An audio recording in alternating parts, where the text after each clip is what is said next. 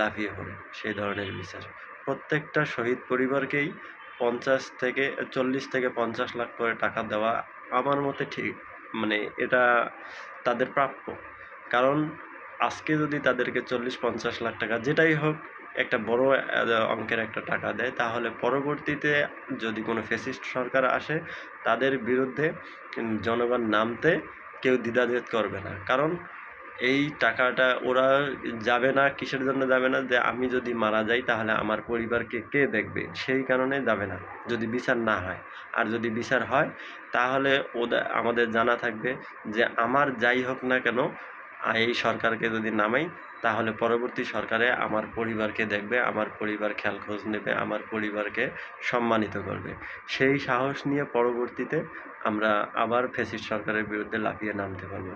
কিন্তু যদি এই বিচার না হয় তাহলে এবং ক্ষতিপূরণ